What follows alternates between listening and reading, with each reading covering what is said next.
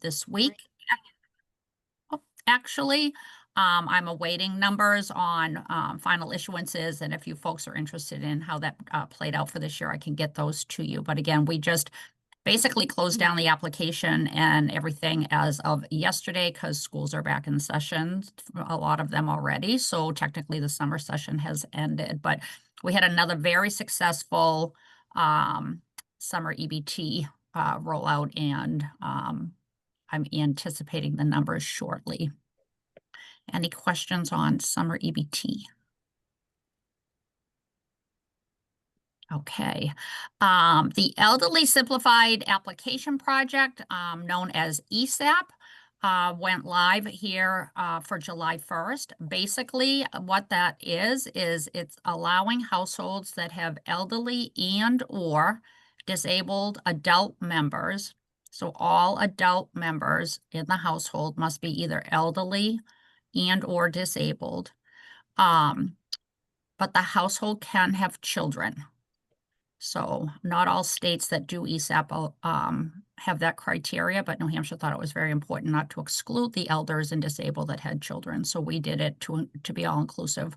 So the adult members, just to be clear, all adult members have to be either elderly or disabled, but they can have young children. And I knew somebody was going to ask me that, and I've got so many ages in my. Let me see. I will get that for you, Joanne, because we've got so many different criteria sometimes for that statement. But I will clarify that for you as soon as I can put my fingers on it. Basically, what this allows is this, and the other criteria for the household is the household cannot have any earned income. So these are what we consider somewhat stabilized homes because they are, like I say, elderly disabled. It's usually unearned income that has very, changes to the amounts and so forth. They're pretty stable in that regard. So it's elderly and or disabled adult members, no earned income. The two biggest criterias. And basically what this grouping is those folks will only need to do their recertification every 36 months, which is great for them. We did not do what we call a total conversion all at one time, where everybody that meet the criteria just effective July 1st became an ESAP household. Numerous reasons for that I can explain shortly. So what is happening is those households that are due to become ESAP criteria or be in the ESAP group, at their next recertification, they will transition. They'll do their READI, and then they'll transition. Their next READI won't be due for 36 months. The reason we couldn't take the whole group, I want to say there's about 20,000 households, was because then all of those households would be due the READI at the exact same date every 3 years, which would be a burden on the field staff because we're integrated eligibility, and that would be a large group in addition to other READIs that would be due at the same time. So it's a transitional rollout, if you will. All households that will be impacted by this positive change have been notified. We did a bulk mailing, and they are aware at their next READI that once they get that completed, they will change to 36 months. So we're excited about that opportunity. Deb, I dropped in the chat that it was 60 and up. I pulled it from the website. Much appreciated. I've got many different ages in my head for different reasons. Thank you. Other questions? Yes, Laura. So it's not really a question. I just wanted to you to highlight for people that the actual recertification is going to be a lot easier for people too. Yes, thank you. So we're doing somewhat of it's still a little bit in production because we're not going to need it right away because, it's a few years out. So it's a work in progress, but yes, thank you. The actual READI form, I'll call it, that they will need to complete is going to be much, much easier. And we are in the process right now of testing, and I do believe it's going to be successful, where we are going to be able to auto-populate information that we have on file into that READI for the household to review and only have to let us know of any changes. So it's going to be even simpler than when we first started. It was going to be a simpler form, but I'm 98% sure we're going to be successful in allowing it to be a pre-populated form. So I'm comfortable sharing that, which is even more help to the population. So that's going to be a nice change as well. The other thing that we're going to do, because something that's really underutilized, I know Laura is big on this all the time, is medical deductions. So I'm going to kudos her that we have these good conversations. But we are going to do a yearly mailing to the households as about medical deductions, about a reminder that they're, available to them, giving examples of things that they might be able to use as a deduction. But we've got a flyer that is just about completed that will go out every year to households as a friendly reminder. We're hoping that will help just kind of trigger like, oh, I haven't done this. Maybe that's something else that I could do. So that's another commitment that we've made as well. Other questions? How many languages do you have information available in and language access? Yeah, thank you, David. So yes, the application is currently in English and available in Spanish. That is a requirement from FNS based on our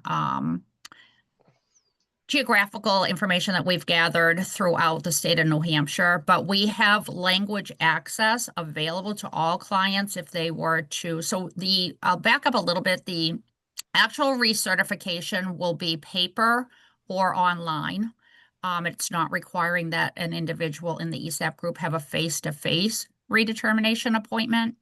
Anyone that would like one can request it and they will get one. Again, we were just trying to simplify for the household.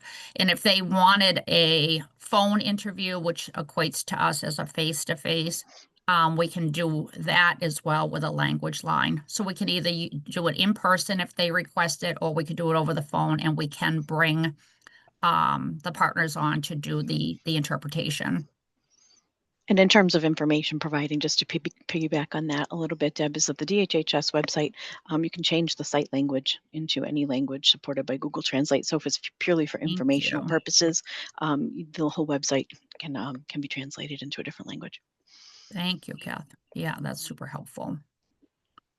Mike.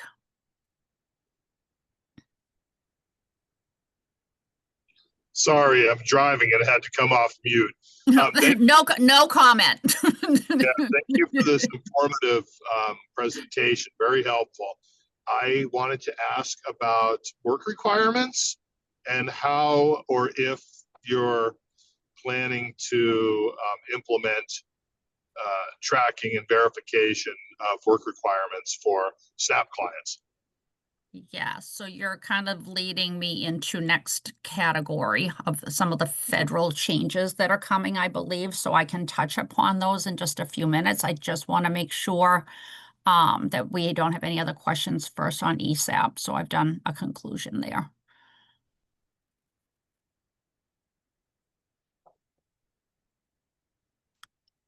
Okay. If anything comes up, any questions in the future, you can always feel free to reach out to me. Feel free to reach out to me directly at any time. We can switch over to the federal changes that are coming based on the new federal bill. It's called all kinds of things. I've just categorized it for myself as the federal bill. Everybody has a different acronym they're using for it. There's lots of things that are coming down the pike in relation to SNAP. A couple things that I will tell you. And I will highlight them a little bit somewhat quickly because they're all out there. You folks have probably read up yourselves. First of all, the federal bill, it's things that have gone into law. We do need to adhere to them and come into compliance. The bill was signed on July 4th. A lot of things were in there as effective with the signing. I will tell you, the department is awaiting official guidance from FNS, which has been FNS's recommendation from their national office on what they're calling implementation planning. So we are not just taking the words that we can all read in the bill and we feel very, pretty educated on and starting to make all kinds of changes here in New Hampshire. The guidance has been that it would be beneficial for states to wait for FNS implementation memos, again, from their national office level to come out to states, so that we're in line with them as well. What I would never want to do is get ahead of ourselves where we're asking our systems team to make changes based on what we're reading, updating applications, whatever it is that we're doing, and then find that through some work that FNS might be doing with whomever, that there are some tweaks or some minor things that, got adjusted slightly that are still in line with the bill, if you will. So I'd have to go back and ask systems and everybody to undo what my assumption was. Never good to work on assumptions, right? So you may hear that there are some states that are choosing to move forward, not waiting. That is not something that at this juncture we are doing. I will tell you, back in July, we were advised that implementation memos should be out shortly. And I will tell you at the end of August, we are all states still waiting. So we do have ongoing communication with our Boston office, who is our immediate contact for FNS, and they are awaiting as well, and a bit frustrated because they know states are also waiting. So I just wanted to kind of be open about that. Changes that are coming in regards to ABOD, high level, again, you guys probably have them here. Individuals age 65 or older are now exempt from ABOD. The change raises the previous age limit. So now it's for 65 and older. Otherwise, they will have to comply with the 3 months. The other thing is SNAP households with a child under the age of 14 are exempt from ABOD requirements. Previously, the exemption applied to households with children under the age of 18. So there's a change there as well. Former foster children, veterans, homeless are all no longer exempt. So we are, I'll stay in this lane for a second. We are working, we were actually going to release it September 5th, but we are pausing again because FNS has thought it might be a good idea. But we have a whole, we're calling it a consolidated work notice that is pretty much in its final stages that will be going to all SNAP households shortly, laying out the different, the work requirements, ABOD, the changes. We're going to try to, the notice is going to be targeted specifically to the individual that it's going to, so that they understand themselves where they fall in the scheme of things, if you will.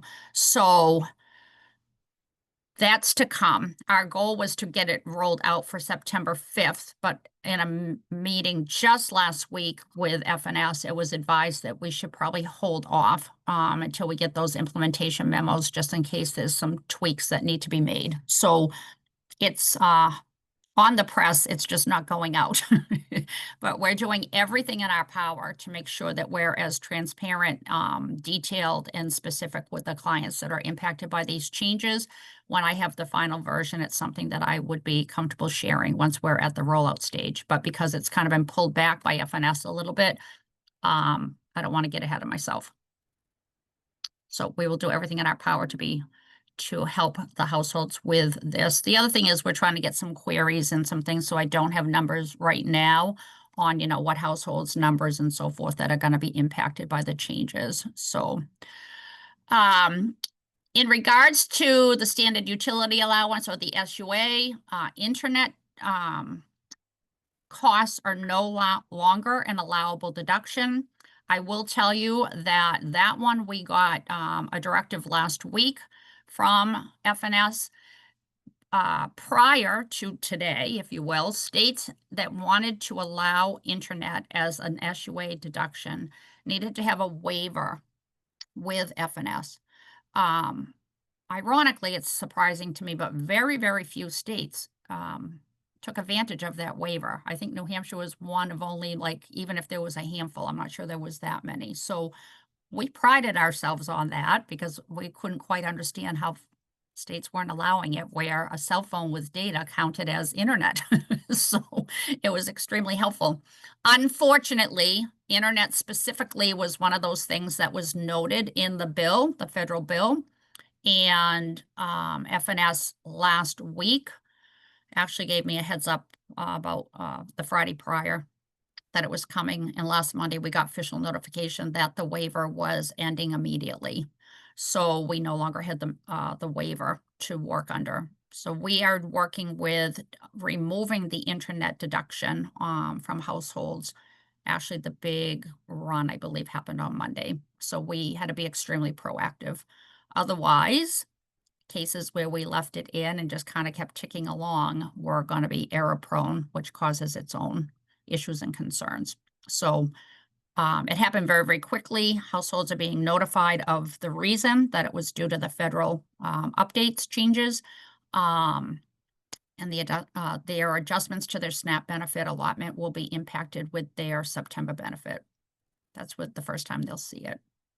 We are in our notice that is going out to them advising that internet is being removed. We are including in the notice some of the more, I'll call them uncommon things that households can claim for deductions under the utility allowance heading, if you will, and advising them to notify the department, send in any verifications that they may have. People don't know. One of them that comes to mind, that some of them typically impact those that are homeowners, so they're difficult, like, but one that is not utilized frequently is trash collection.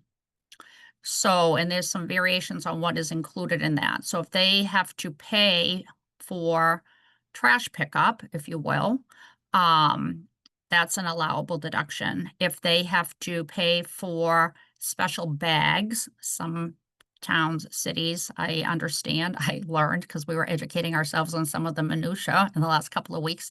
If they have to pay for special bags to have their trash picked up, those are all things that would fall under the deduction.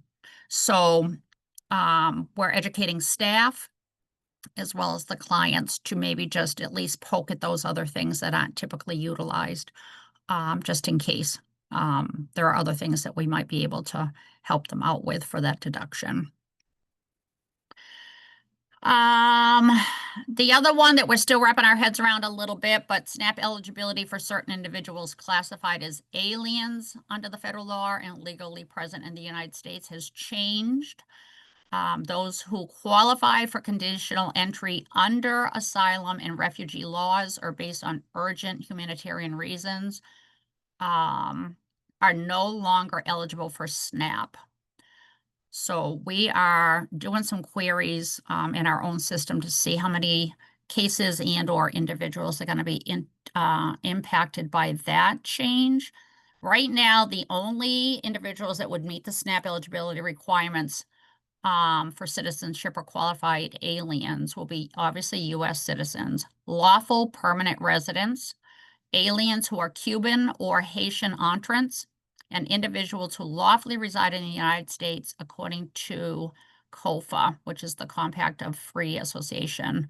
That's a very small, I think it's Marshall Islands, or in one of the really little island that's impacted. Okay, good. Yes, thank you for the nods.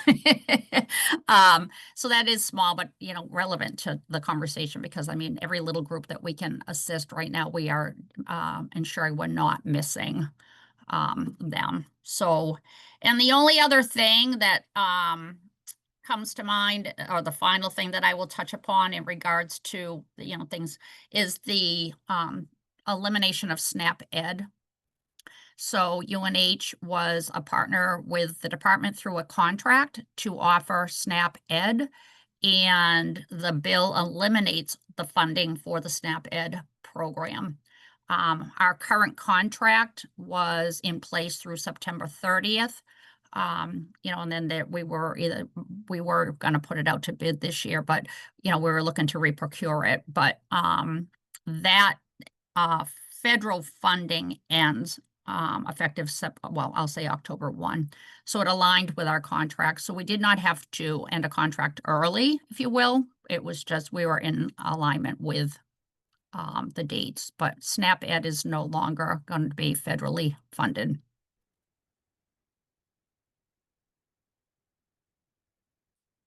That should do the full overview, I believe. Are there any other questions? What we will be doing once we have the guidance from the national office is, obviously, we don't know exactly what kind of timeframes they're going to implement with the internet waiver. It was immediate. We're hopeful we may be able to have some lead up time, but we honestly don't know. The Boston office is not aware of any of the guidance that's coming either, because it is totally in the hands of the national team. So we don't even have any real glimmers there, to be honest with you. So we're all just waiting. As we get that information, know the impacts on those that we serve and how quickly those impacts will take place. Laura, you, Dawn, Ray, I don't know, typically you're my core communication group. I will be sure to involve you guys when those things are happening, just like I just did with the internet. So you can maybe disperse to the larger group. We had been told at one point, but again, you know, this goes back to July, so I'm a little bit suspect on a couple of things. But at first we were told that the implementation memos may come in bits and pieces. In other words, like kind of per topic, right? That I just went through, versus all at one time. But even that was, I think, a guess from some folks in the local office in Boston. And to date, we don't have anything. So we don't know if we're going to get them incrementally at this point, or if there's going to be one big implementation memo that's coming our way. So until we get what's coming, we don't really know what we're going to be up against for staging and how quickly we have to take action and all of that. But I will try to get it communicated to you guys through my core group. Deb, I just have a question about the next step after the guidance comes. I imagine that all of these changes will require computer system changes, EBT provider changes, which will also require amending contracts. So Correct. I know that you are not a fortune teller, but like it seems like it will be many months before all of this can be put into place. Is that fair to say? I'm hesitant to go there. What I will say is we've had lots of internal meetings. I, along with my SNAP team, and we have a very close relationship, as you guys know, with our New Heights systems team. We're in each other's back pockets all week long for all kinds of things. So we've got a good lens on everything that's coming, with some, you know, high level meetings on, you know, what's considered a big change for them, what's considered what they always call a reference table, which is something that's a little bit more simple, where you're just going in and changing, it's already in place, right? But you're just changing the age or something. So what I can say is I don't have a handle on that at this time, but prep work, or at least discussions, are all in place. And, you know, it's always balancing it out with the other priorities that are on the plate at the given moment, right? I was extremely lucky with the internet. We could just sync up, the team over there could sync up, and we just moved very quickly. Like within a week's time, we had it all in place and managed. So I'm optimistic we're going to be able to do similar, because if the expectation come with immediate, you know, it takes its own precedent, right? Because it's a federal expectation. So the whole department is aware that we're going to need to balance that when it comes. So we're just leaving, I think, some space. We just don't know, you know, how much more space we we need to leave. I think every week I'm not knocking on their door to say, hey, today, which I do with the internet last week. But the beauty of New Hampshire is we have very strong working relationships within the department, and we are always there for each other all the time, top to bottom. So you know, when I say I need an immediate meeting, we got the immediate meeting, we had the immediate solution. So I'm just grateful for the team that surrounds us. And we'll see how it plays out. If there's a lot at one time and some of them are more major, potentially, Laura, but I'm not sure. So I don't want to make it sound like it will be Yeah, no, months. yeah, Yeah. I'm not trying to pin you down. I was just trying Nope. to get a sense. And the one other thing that is hanging out there is that I know that the SNAP outreach contract is paused at the moment. And, you know, it sort of occurs to me that it's going to be really, really important to make sure that people on SNAP and people who could be eligible for SNAP have the clearest information, both, you know, from the client perspective, but also from like avoiding errors, because which have like carried a new weight. So I'm wondering where things are with the outreach contract. Yeah, paused is a good word, not eliminated. So there's just a lot of things going on with the department that we're looking, you know, the contracts, we've got contracts that are being reviewed and renewals, and the process is just a bit slower than, excuse me, maybe it has been in the past. So we are, again, paused was the word, not eliminated. SNAP-Ed's been eliminated. So we are, they're right there on the burner. I just don't have a specific timeline at this point, but understood. That's great. And just to say, you know, thank you for you know, reaching out about deductions. People will need to be able to, you know, maximize their benefits as much as possible as these changes are made. So Sure. really, really appreciate that. And also to say, you know, to say that I probably speak for most of the people in this group that, you know, we want to be really helpful to get information out as quickly as possible to people who are affected. So just call on us and let us. You will all be our friends.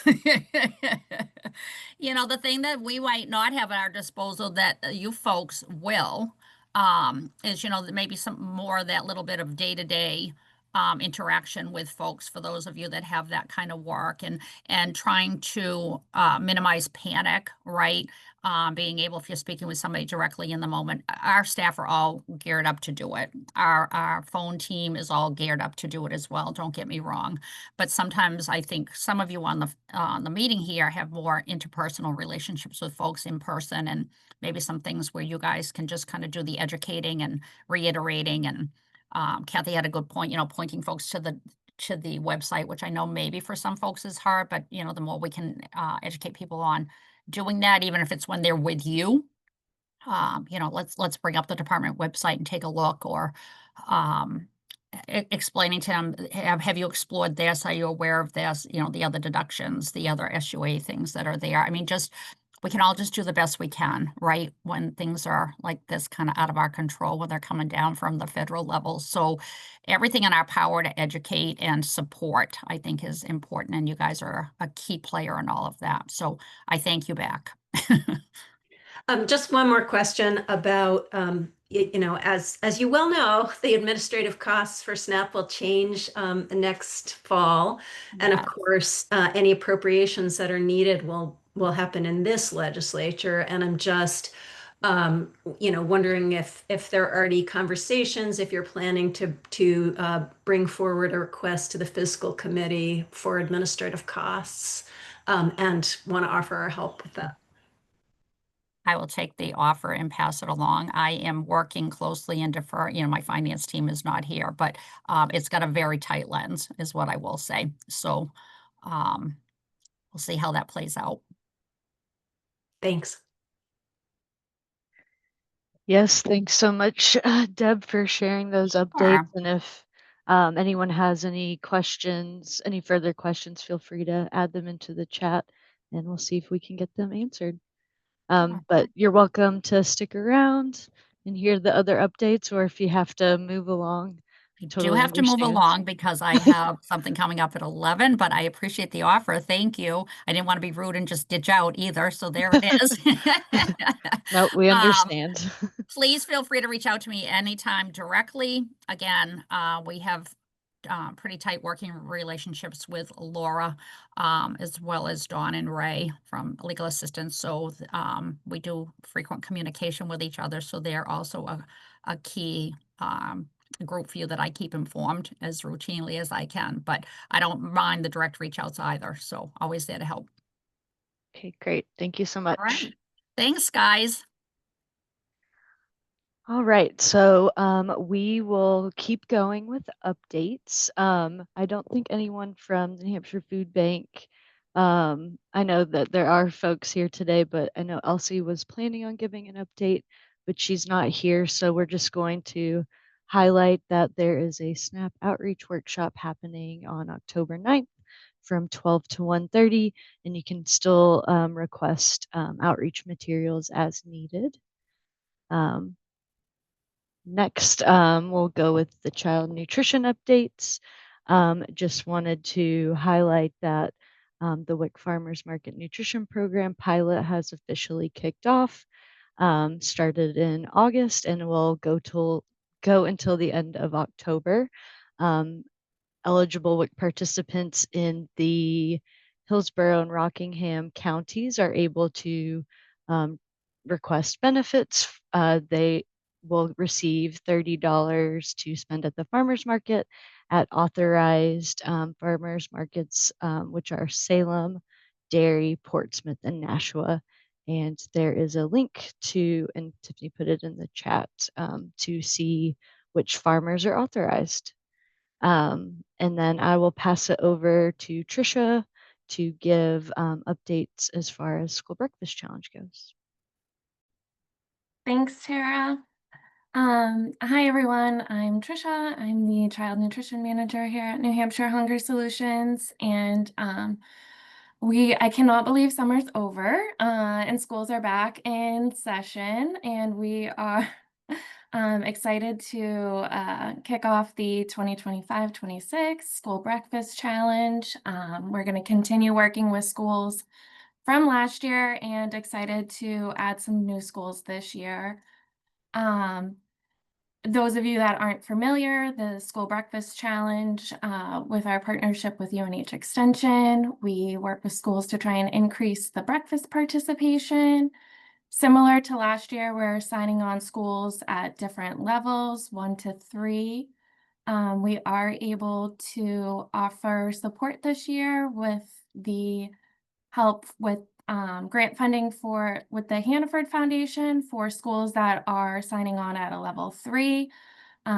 We have implemented school pantries at Concord, and Somersworth just had their celebration last week for a school pantry. And we will be having 2 Zooms next month, September 10th and September 25th for an orientation. So schools and food service directors can come learn more about the School Breakfast Challenge for this year. If you have any questions, my email is in the chat. Thanks so much, Trisha. Next, we will move on to coalition updates. And we'll start with the SNAP Coalition update. And I believe Laura might be sharing this update.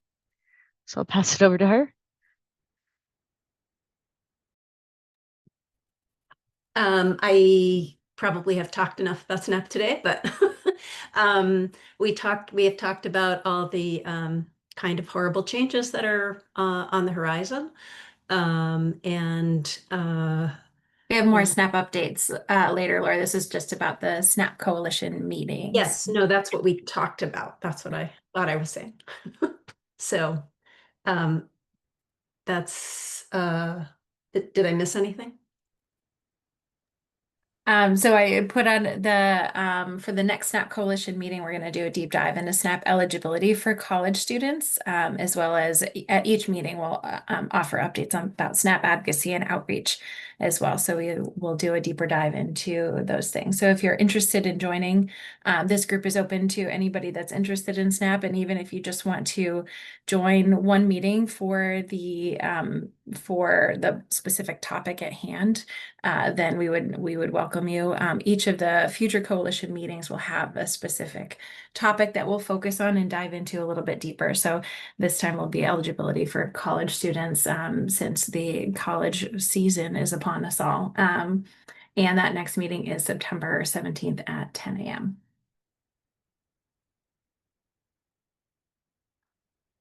Awesome, thank you. And I will pass it over to Julie to give the CAFA update. Hello, everyone. I have good news. We're doing a celebration. So in October, we're going to celebrate food pantries in our area. It will be held at Broken Ground School. They just rebuilt their food pantry there, so we're having a kickoff and an opening there. We're going to be talking about the different sites around the city, Jennings Drive, Christ the King, and others, as well as doing some awards for community champions, a business champion, volunteers, and a legislator. So we're really excited about this, and we really hope that we'll have a good turnout so they can see this amazing food pantry at the school. They moved it so that it's easier for parents to get in and out without being seen by their children, by other students. So it's a little more private. So the other thing we're doing is working on an art project with the Concord schools. And this goes along with our Eric Tolkien book. The first one, as some of you may remember, was Lulu and the Hunger Monster. We're doing the Snack Genie this time that talks about the difference between healthy snacks and not healthy snacks. And we're excited to have the older kids and the younger kids participating in this. So we're having a meeting about that a little later today, and we're really excited. We're still continuing to work on trying to get a community fridge in the capital area. We have some good leads, so we'll keep you posted on that. And I think that's it for right now. Thank you. Thanks, Julie. And now we'll pass it over to Joy to give the Carroll County Food Access Network update. Hi, so I'm Joy Gagnon with the UNH Extension in Carroll County, and we have our Food Access Network. So our highlight for this year is our summer feeding program. One of our goals was to expand the summer feeding program by at least one community, and the New Hampshire Food Bank was able to they had the Tri-County Transit provide transportation to at least 100 households between like several towns. That was a really huge change from anything that we've ever been able to do in the past. And we also had N68 Hours of Hunger. Last year, they had provided meals in the community at libraries and local buildings. And this year, they were able to do that again. We don't have any final numbers for everything, but so far, it's been a really cool collaboration. But I listed our priority areas that we have, and I don't want to take up too much time.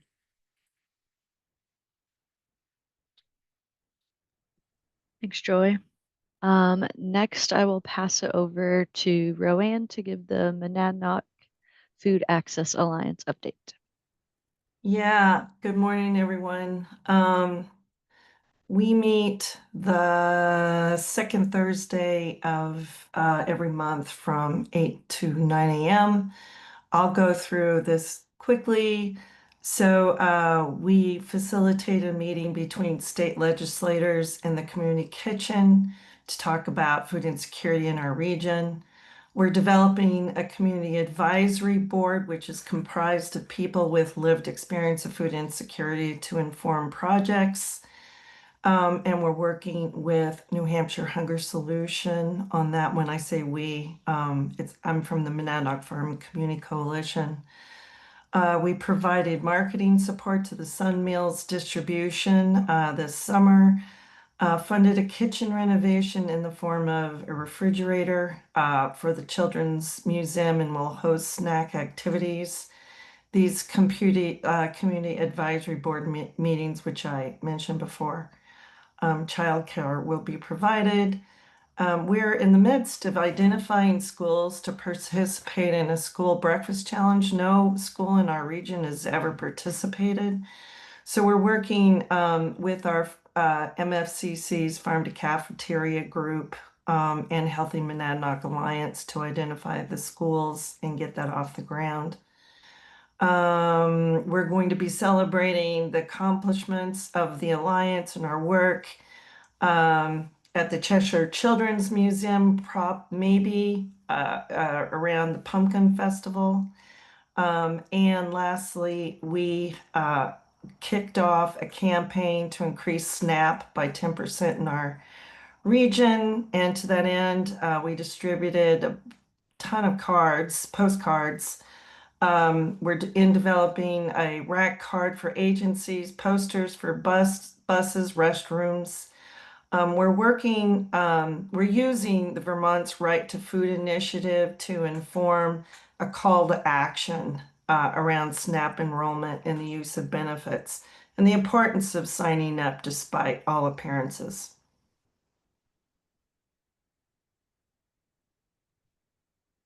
Awesome. Thanks so much, Roanne. And next, I will pass it to Sarah to give the Upper Valley Food Security Network update.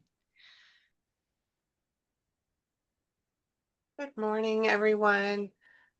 So in the Upper Valley Food Security Network, had a lot of great meetings, kind of between meetings. Our next all-inclusive meeting is coming up on September 9th.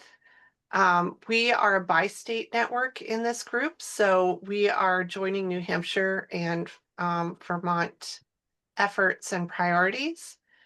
Let's see. I'm looking at the slide. This kind of gives you some overview, but also, and this is from last time. Sorry, guys, I didn't update it. What's really exciting that we're working on right now is a celebration and education opportunity. So we'll mostly be planning for that. There are a few activities happening in the Upper Valley that are coming up in October. And so the main thing that we really want to highlight, though, is on October 14th at Hypertherm, we're going to have, it's going to include training, advocacy training that really incorporates both Vermont and New Hampshire, and looking at ways that people can engage with that, as well as upcoming opportunities at the federal level to engage in advocacy and working on really identifying priorities for this coalition. And then there's going to be networking and celebrating. This network has been around for a while, and they've gotten a lot of exciting things done over the years. So next month I'll have this slide updated, and really look forward to engaging people and having you come to the Upper Valley and see what's going on. Thanks. Thanks, Sarah. And then here's just a reminder of the different coalitions and when they are happening. And I'm sure Tiffany will add a link for the sign up form. Thanks everyone for sharing about all the great work happening in each of the coalitions. And then we'll move on to some more partner updates, quickly go through these. And I will kick it over to Gary or Nicole for the New Hampshire Care Connections update. Hi, everyone. I'm Gary Bledden, Regional Engagement Coordinator for New Hampshire Care Connections. Pardon me. I wanted to share a couple of updates. As of now, you can see who we have currently in implementation. We're working with Dartmouth Health, Charlie Health, community mental health centers, etc. We've also got all of the MCOs on board, and Brittany and I are working to onboard their key partners so that the network will continue to grow. All of the doorways have also been onboarded into the program. In addition to that, we are up to, I believe it's 95 folks or agencies signed on. In addition to that, if you could bump to the next slide. We have a one-pager out now, so I would encourage folks to share this within their networks to connect agencies to Brittany and I to join the closed loop referral platform.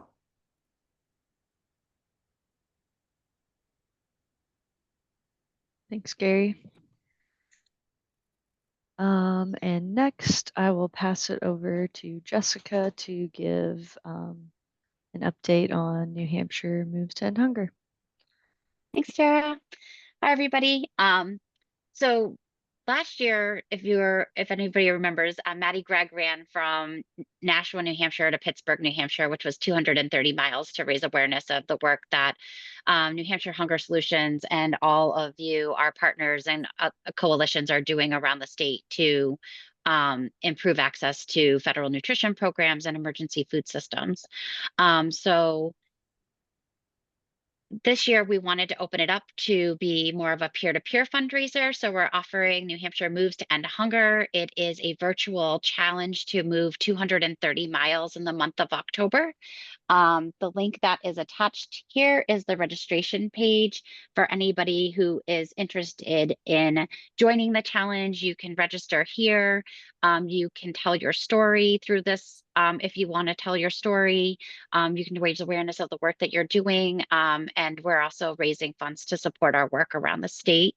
And then we also have some opportunities still for sponsors to join. So I will put that in there, but sponsors sponsor our work all throughout the year. So the sponsorship is more than just the sponsorship of the event. While the sponsorship will be highlighted there, any sponsors will be highlighted throughout the whole month of for the rest of the year, supporting our coalition work, the advocacy trainings we provide, the work that we're doing through the New Hampshire Food Access Coalition, and that is all spelled out on that link. Awesome. Thanks, Jessica. And next, I think we have a couple of other partner updates. I don't know if Madeline is on the call to give this update.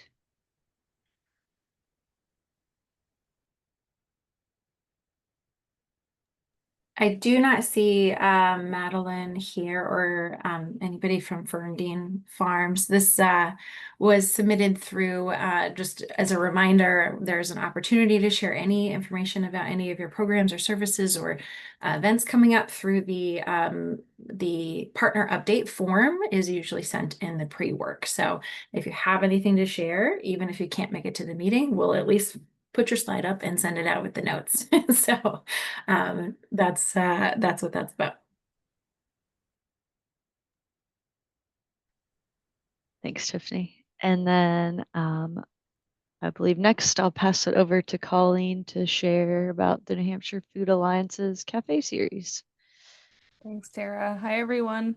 Colleen here from the New Hampshire Food Alliance. Just wanted to share about our Network Cafe Series, which is kicking off for our 2025-26 season. And we're talking about the strategic plan again, but it's exciting because we're moving it forward. We have a really exciting implementation plan to share with everybody.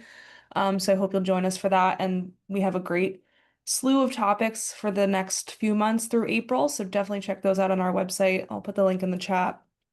And yeah, please, I hope you join us. Thank you, Colleen. And I think we're going to transition into policy updates, but if anyone has any other updates they want to share, now's the time. I would. This is Doris Demers. I have spent 30 years in child nutrition programs, but recently retired from Oyster River's child nutrition program. And I run the N68 Hours of Hunger program at Oyster River, and am on the executive board for the main charity. We have 36 programs in New Hampshire, but a lot more school districts than that.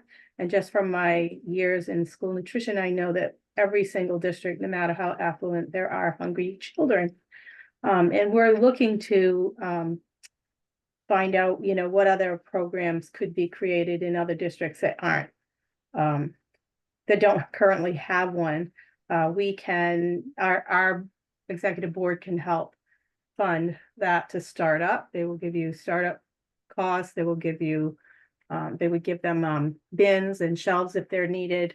They just need to find a place to have a pantry, and they need to find their volunteers, and then they would start, you know, raising funds to keep it going.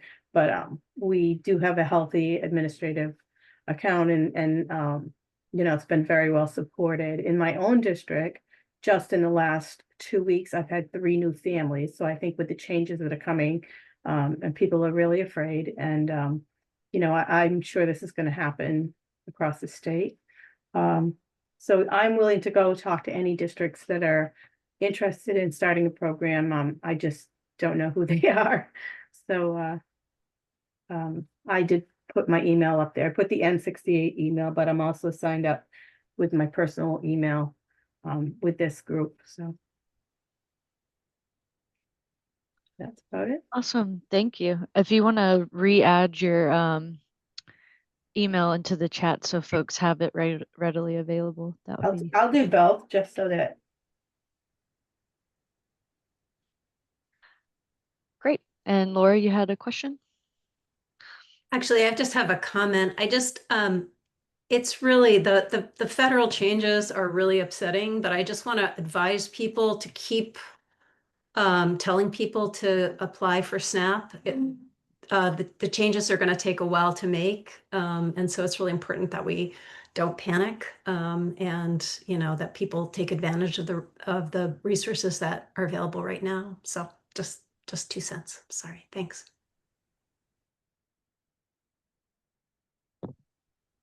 Thanks, Laura. I think, I'm going to pass it over to Tiffany for policy updates. So we heard a lot already about the federal updates, and so I had put up on the screen a flyer that we'll share out with the notes that kind of gives all of the more details about the federal changes to SNAP. So here is the very quick summary, but some things that are coming down the pipeline to consider, especially as we work into the 2026 legislative session, is that we're going to need to advocate for just under $6 million as far as the estimated based on 2024 administrative costs for the state. And so as you heard from Deb, she's already working, considering how that might work. So we are not sure what that advocacy looks like just yet. But in the meantime, we'll be working to build the case in more of a public communications kind of way, that SNAP is super important for New Hampshire and super important for people in New Hampshire in order to continue to thrive in the state. And I'll talk about this a little bit with the 2025 legislation, but SNAP is also a really important connection to free school meals. So I'll talk about that a little bit more. Looking even further into the future, we may have to advocate for dollars to for some of the food benefits cost that has been shifted off to states as well.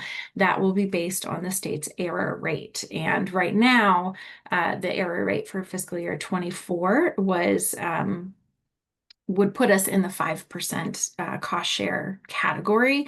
So that's the lowest, the $8 million, which is still not a small amount of money that we would have to advocate to ensure that they include in the budget in the 2027 legislative session. So that would be January of 2027. So that is like a long view of what's to come there.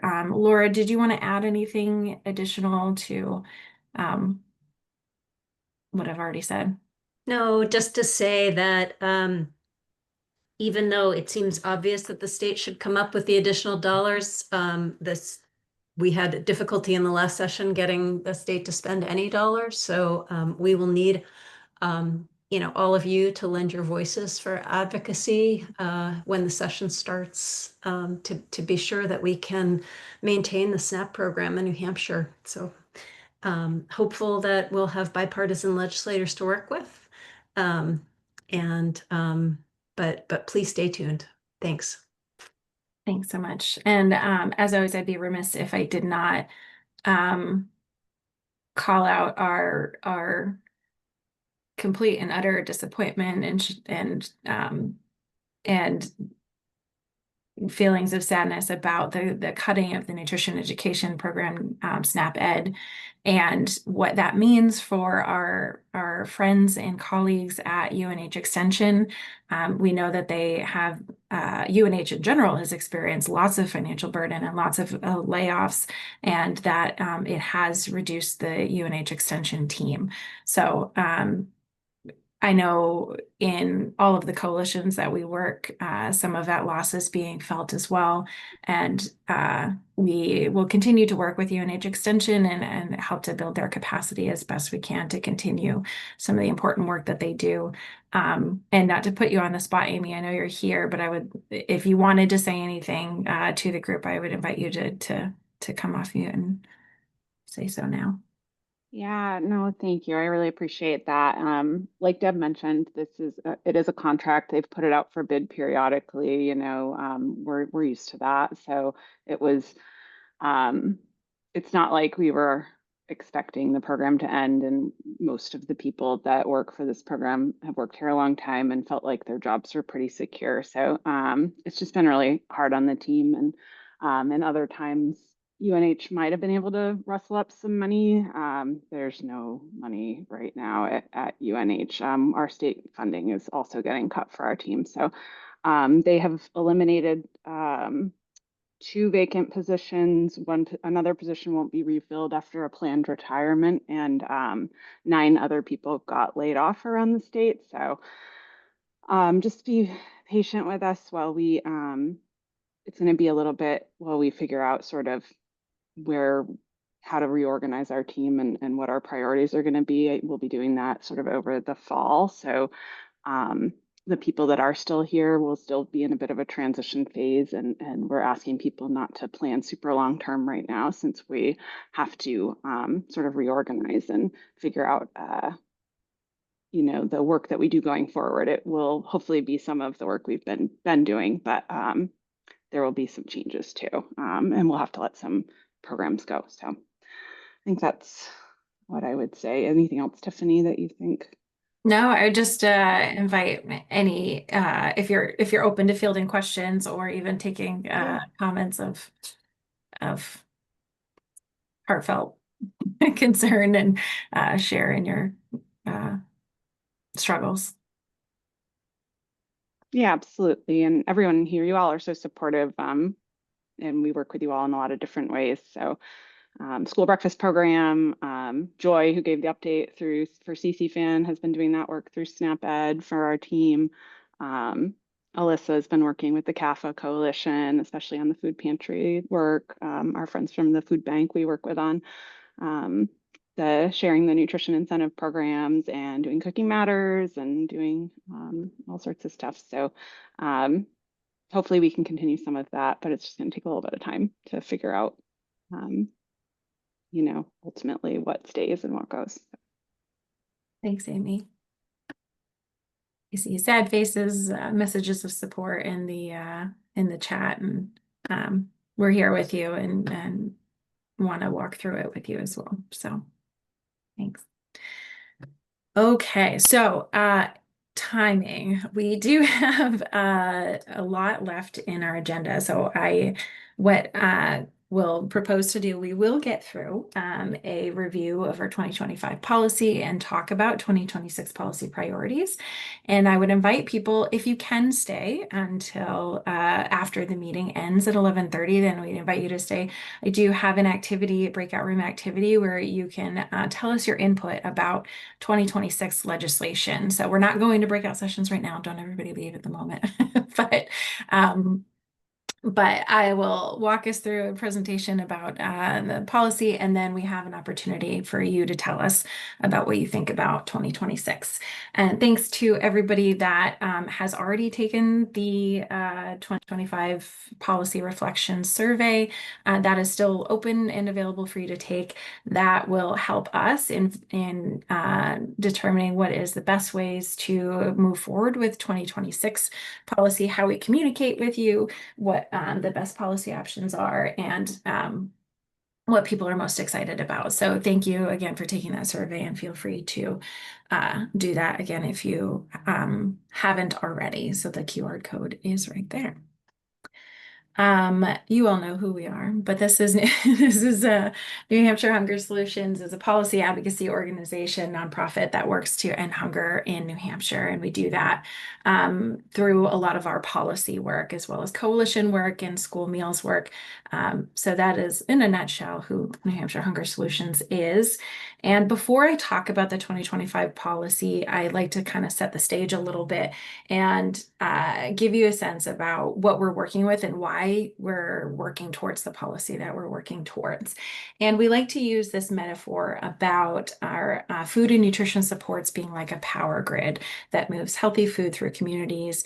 And some of those connections on the power grid are really strong in some areas, but weak or broken or non-existent in other areas. And when we're talking about food and nutrition supports, we're thinking specifically about federal nutrition programs. And so to give you a sense about where we are, where those weak or broken connections are in New Hampshire, we're 46 in the nation in school breakfast participation. Only less than half of children that are eating free school lunch are also eating school breakfast. I'll talk a little bit more about the impacts of that, but that's a really weak connection that we have in our state.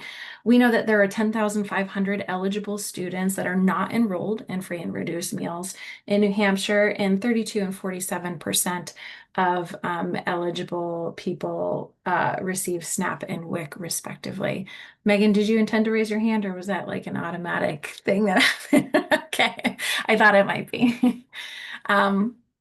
And all of this is in the context of rising costs in general and rising food insecurity. I don't have to tell this group that the numbers that we're seeing and that we're hearing are increasing. These numbers are from September of 2024 from the Census Household Pulse survey data. So they are no longer collecting this data, and it's the most recent data that we have about food insufficiency in households, and it gives us a good picture. But if you really take that and compare it against the cost of living, it's really unsustainable for people in New Hampshire, especially for people with children and folks on a fixed income as well. And this is really important because the charitable sector can't solve hunger alone. This is kind of one of those policy rebuttals that we get for a lot of the policy that we bring forth is, well, the charitable sector should just take care of this, right? That's why they exist.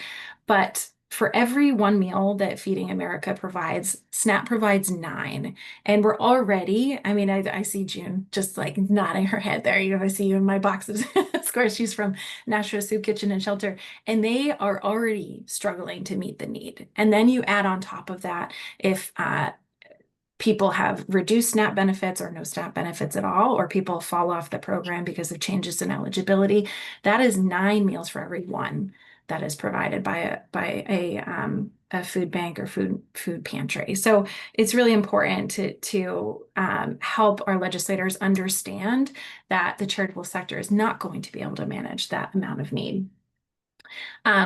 just to dive a little bit deeper into SNAP eligibility, we're 32nd in the nation for SNAP participation.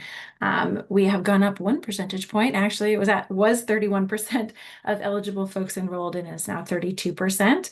I apologize. I think this map needs to be updated. It is not the most current data, but generally speaking, this is where we're seeing the need and the SNAP gap in the state.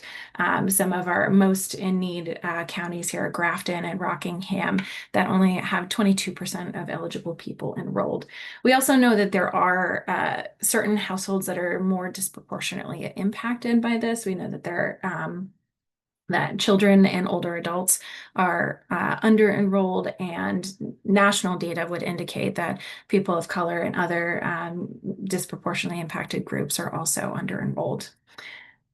And it's really important to transition and make this connection as well, to know that SNAP is a really important connection for children to free school meals. Children living in SNAP households are directly certified for free school meals. And we know they're getting, when we know they're getting food at home, and we know they're at least eligible and available to get 2 meals at school every day, we know that the outcomes, health outcomes, school outcomes, everything is better for children that are able to connect both with SNAP as well as school meals.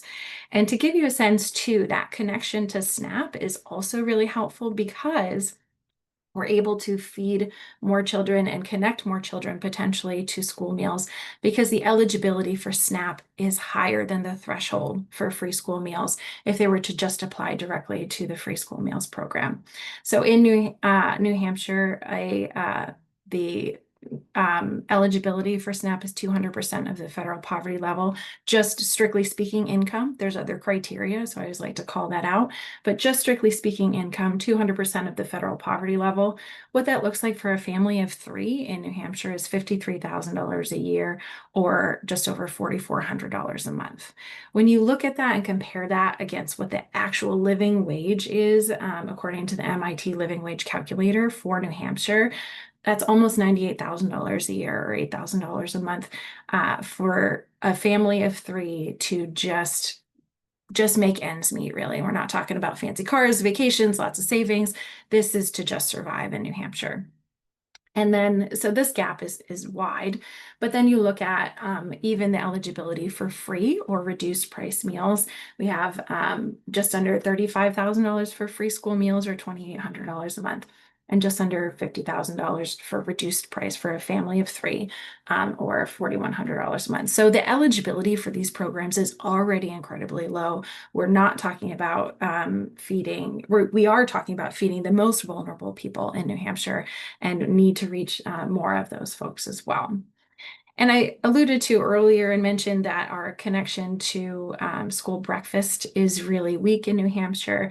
We miss out on providing school breakfast to 13,773 students who also normally eat free school lunch. And this is really important for many reasons health-wise that I don't think I have to enumerate for this group, but economically speaking, New Hampshire misses out on more than $6 million that goes into schools to pay for free school breakfast from the federal government. So that is $6 million that we're missing in our local economy. And also to say that the more participation in school breakfast for schools, financially, it is a better deal, I guess, if you will, for schools, because the profit margin is so much greater, because it costs so much less to prepare and serve breakfast than it does for lunch. So generally speaking, we also see financial benefits to schools directly as well, let alone just the federal dollars coming into the state and into those schools as well. And so how is it that we're using policy to bridge these connections and make these connections stronger in New Hampshire? In 2025, our mantra that we used was Feed New Hampshire Kids. And we looked at a number of policies that would connect children directly to free and reduced price school meals, or connect them to school meals at all across the state. So I'm going to walk through each of these, and then I'll tell you what the outcomes were for each of these policies that we pursued in 2025. So we introduced a bill that would have automatically enrolled children in free and reduced price meals who are on Medicaid and whose income qualifies them. So we already have the data, and we would just enter into a data sharing agreement that would allow schools to have that information to say, yep, we know that they're eligible, and let's not make them fill out another application directly to the school, and let's enroll them automatically. I mentioned earlier about SNAP is directly certified, so this would work much in the same way. Aside from, it would only take the income criteria at that 130 and 185% of the federal poverty level. This is how we know also that we're missing 10,500 eligible students in New Hampshire, is from this Medicaid data. I'll point out too that 47 states in our country participate already in Medicaid direct certification. And so New Hampshire is only only a handful of states that are not participating in Medicaid direct certification. So there were two pieces of legislation that we introduced that would increase access and eligibility for school meals.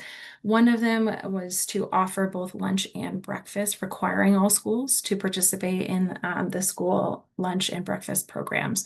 So there's a handful of schools across the state that don't offer school lunch through the National School Lunch Program, and even more that don't offer breakfast. And so those children that are in those schools that qualify for free or reduced price meals don't have access to them. Another piece of legislation that was introduced was an opt-in for schools to increase eligibility to 200% of the federal poverty level for free school meals for students in their school, as well as provide some of the upfront costs to create an online free and reduced meal application. Not all schools are offering an online application currently. Some are only offering paper forms. And I'll say also too that this would not mean that schools would not also they're still required to offer paper forms, but it would make an online form available as well. The caveat to this bill is that it would split the cost between the school and the state, which is why it's an opt-in. And if you can imagine, there are some schools that will be able to afford to do this and some schools that would not be able to afford to do this. So potential to create some differences across the state there. And just a sense to give you about what this cost looks like to increase eligibility for free school meals. We have different levels here. So starting at 185% of the federal poverty level, this would eliminate the reduced price category for free school meals. And so the cost for that is smaller than the rest of them because it still takes into account that the federal government is paying for that reduced price costs, and then the state of New Hampshire would pick up the remaining cost for those reduced price students. So it would just eliminate that reduced price category up to 185% of the federal poverty level. So that would cost the state $564,000, and it would feed just over 31,000 students. So a big bang for your buck there. If we were to take that a step further and increase to 200% of the federal poverty level across the entire state, you're looking at feeding about 5,000 more students for just over $3 million. And that cost shift is so substantial because between 185 and 200%, the state would be picking up the entire cost of a meal for those students. And so that's about 5,000 students that they'd be picking up that additional cost. And this is great to show this figure because we get a lot of questions about how come New Hampshire can't get to free healthy school meals for all students. To give you a sense, just up to 300% of the federal poverty level would cost our state $18.6 million to implement. So it's a pretty hefty price tag to get there. And there are other things that we need to get to, like Medicaid direct certification, before we can even achieve free school meals for all students.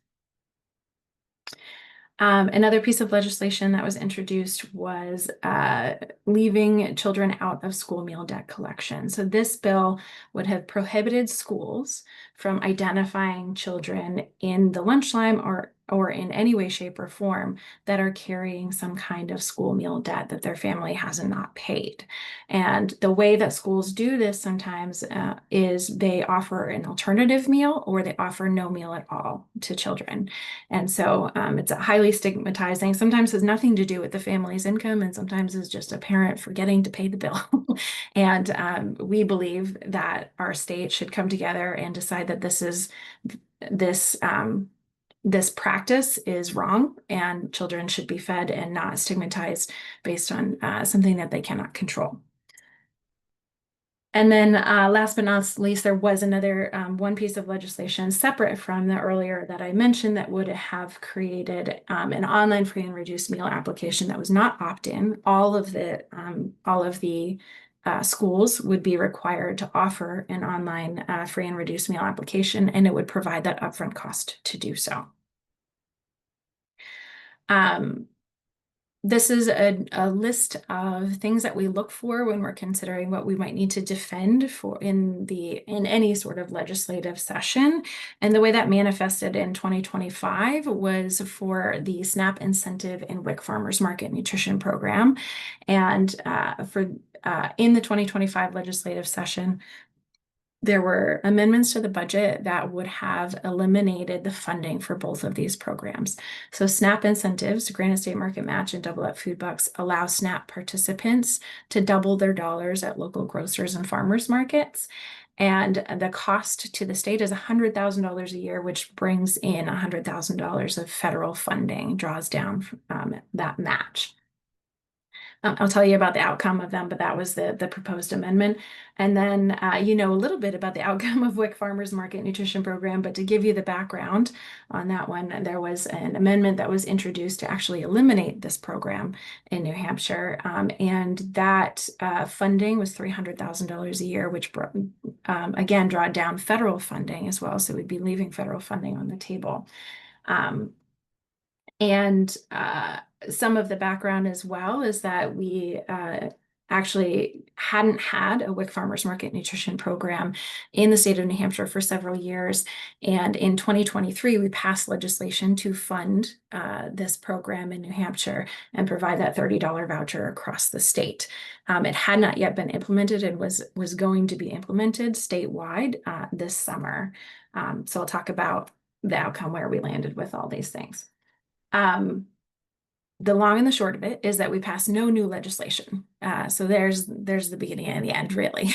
But let's talk a little bit about some wins and some things that we took away here. Medicaid direct certification came pretty darn close. We were able to build a coalition of moderate Republicans that we were able to, because unfortunately all of these things kind of lost on party lines in general, but we were able to build a coalition of moderate Republicans in the House that really care about feeding kids and connecting them to free school meals. And we came so close that we lost it on a vote of 181 to 182 in the House when it was proposed to be amended to the budget. And then in the Senate, we also proposed to amend it into the budget. And unfortunately, based on some misinformation from one of the senators, the committee voted it down as well.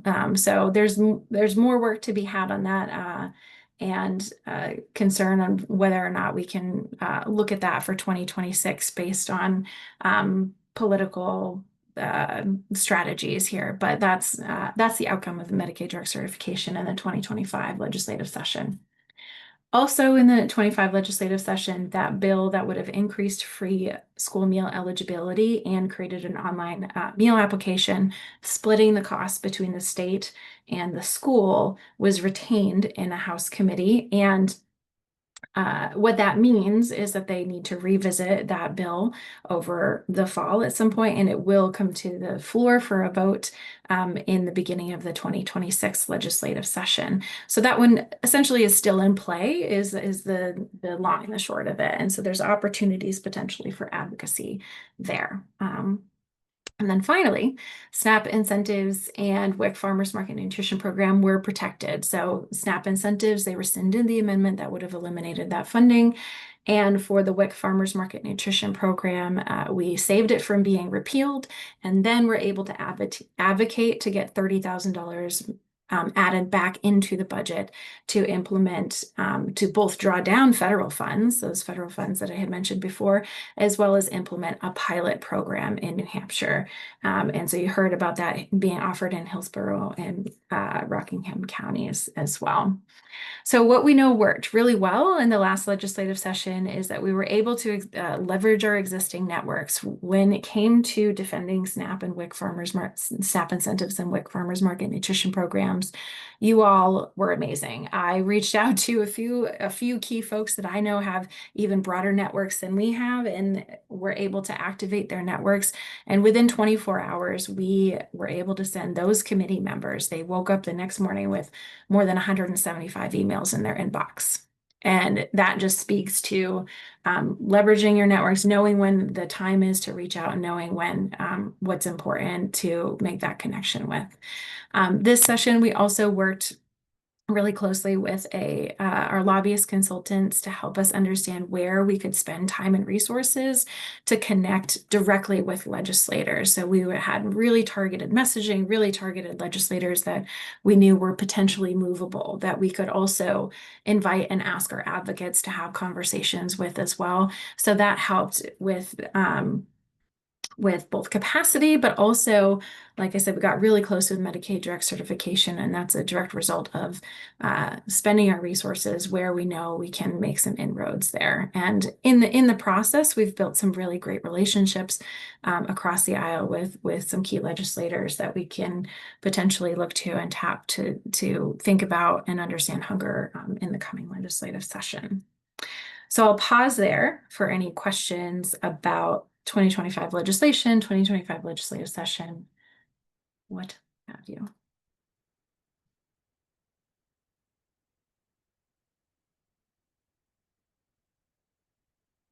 Wow, that good, huh? Not a single question.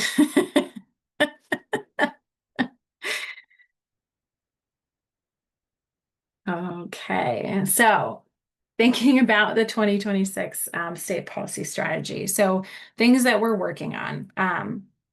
We are working on building relationships, for one. So we have some of our partners that are entrenched in communities and serving people that are experiencing hunger. We are organizing some site visits where they're able to give a tour of their facility and the programs that they run to key legislators that, again, we can help to understand hunger in their community, and have a discussion with other partners in the community as well to help bring them alongside what are the issues that we're potentially facing. What we're about to do, an activity that we have done with a few other coalitions as well, is to look at and talk through some of the key legislation that we're considering for 2026 session. And think more strategically about what it is that we're proposing. This is the same group of legislators that we're looking at for 2026. So we've started to build those relationships in 2025. And we also kind of know a little bit more what we'll say, up against politically in 2026, but also something to consider and keep in mind is that it is then moving into an election year. And so even though we know where some of these legislators stand with us, that could change just based on what is needed for them to get reelected as well. So it's just the way the world works with politics. And I looked at Laura the other day and I said, I hate politics. I'm not cut out for this, guys. So what we want to work with you now. So if you're going to leave and not participate in the breakout rooms, then now would be the time. But in the meantime, I'm going to bring up, I have it on another screen. I'm going to stop sharing my screen so I can find the right tab here. But what we want to hear from you all is your opinion, essentially, on some of the 2026 policies that we're considering and sort of where you fall. So I'm going to walk you through what we're going to be looking at. Oh, we might be able to just do this. How many participants do we have left? we might be able to just do this together in one room. Let's see, participants, we have 19. So we could go into a few breakout rooms here. What we would like to do here, I'm going to reshare my screen. Oh, there we go. Computer's moving a little slow. And what we want to find out from you all, I'm going to zoom in onto one of these here. What we have here is a matrix, and we're asking people to evaluate a few things on potential 2026 legislation. So I'll zoom in first to the 2026 legislation. We have SNAP-related policies. So this involves any advocacy that is going to be needed in order to ensure that SNAP is still offered in the state of New Hampshire. We don't know what that looks like yet, so that's why it is just SNAP-related policy. The other piece of legislation that we want your opinion to help us evaluate is increasing free school meal eligibility. So I did not put a percentage here because that's sort of still up for opportunity and discussion, but I would say that the two that would even remotely be considered, one more highly than the other, is increasing to 185% of the federal poverty level versus 200% of the federal poverty level. So again, eliminating that reduced price category or increasing all the way to 200% of the federal poverty level. Then we have Medicaid direct certification, which you heard about already from last session, ending school meal debt shaming, and online free and reduced meal applications, providing some of that upfront cost to establish those online forms. So those are the pieces of legislation that we would like your help evaluating. And how we're evaluating these things is based on two different criteria. We want to know from you what you perceive the impact of that particular policy to be. And when I am talking about perceived impact, we have all these numbers that we could certainly provide to you. However, there are some that maybe have impacts that are not quantifiable, so to speak. And so we want to understand from you what you perceive as having the highest impacts. And then the second piece of criteria that we'll be evaluating against is momentum. What level of momentum currently exists in the Food Access Coalition to move this policy forward? How excited about this legislation are you? How likely would you be to take action on this if you saw an action alert in your email about it? How much do you think the coalition would unify behind this particular piece of legislation? So that is all of the different criteria. So with that, I want to ask if there will have folks, I'm still debating about breakout rooms because I'm trying to count the number of people that are here that haven't actually done the activity. And I think there's only like 4 of you. So we might just stay in this room because most of the other folks here have already done it. But I'd love to invite if there are any questions about the activity itself before diving in here.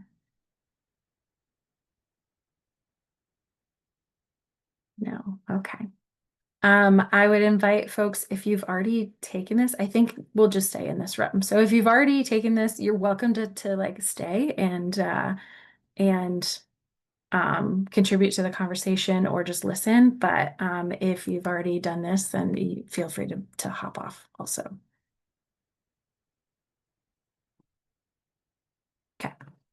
So we'll just do this here together. And I would invite folks, if you can, hi Nancy, to come. We're a smaller group now, so I'd invite folks, if you want to contribute to the conversation, to come on video, because there's just a few of us left here. So hi Carol, good to see you. Thanks for coming. So we'll just dive right in then. We'll start with SNAP related policy. So what I'm going to ask for you, I'm going to move these dots and we're going to chart it on this graph here. And so the first thing that I want to ask you about SNAP related policy for those in the group here that are participating, where you think this falls on this spectrum of either high impact or low impact for ensuring essentially that SNAP is continuing to be offered in the state of New Hampshire. Just come off me and throw it out there. We're a small group now, so you can speak freely. You know what I'm going to do? I'm going to stop the recording as well. If I can find pause. Stop recording.